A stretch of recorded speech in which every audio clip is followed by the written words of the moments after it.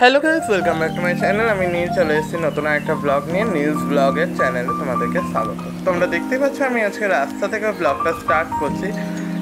দুদিন বাদেই হচ্ছে পয়লা বৈশাখ, তাই আমি আজকে সেলফ গিফট করবো ভেবেছি। তাই সেলফ গিফট করার জিনিস কিনতে চলে যাচ্ছি। সেলফ গিফট মানে হচ্ছে নিজেকে নিজেই গিফট করা।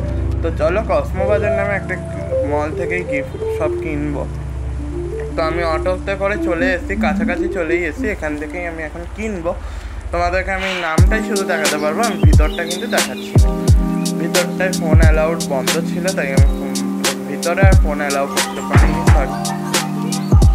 তো আমি এখানে চলে এসেছি, দেখতেই পাচ্ছ আমি নামটা এখানে দেখিয়ে দিচ্ছি কসমো বাজার। নামটা একটুখানি উল্টো হয়ে গেছে, আমি ভিতরে কিন্তু দেখাইনি। আমি এখানে মোমো খেয়ে নিচ্ছি 40 রুপিস 5 পিস মোমো। এই যে পাশে কসমো বাজারের জিনিসপত্র রাখাই আছে। তারপর এই যে আইসক্রিম কিনে নিয়েছি একটা 25 রুপিস। বাড়ি চলে এসেছি এখন আমি। তো আমার এই ব্লগটা এতক্ষণ দেখার জন্য খুবই ধন্যবাদ। এখন দেখাবো কী কিনেছি। এই একটা পারফিউম আমি কিনেছি। পারফিউমটার নাম হচ্ছে রেড জেড এক্স।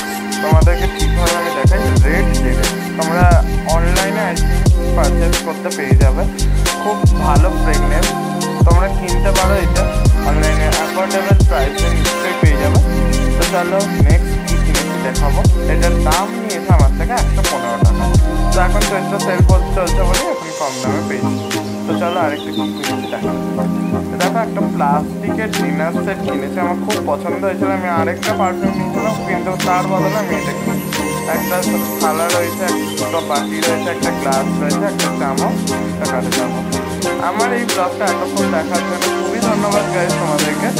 আবার নতুন একটা ব্লগে খুব তাড়াতাড়ি তোমাদেরকে স্বাগত জানাবো। এখনকার মতো বিদায় নিতে পারবে গাইজ।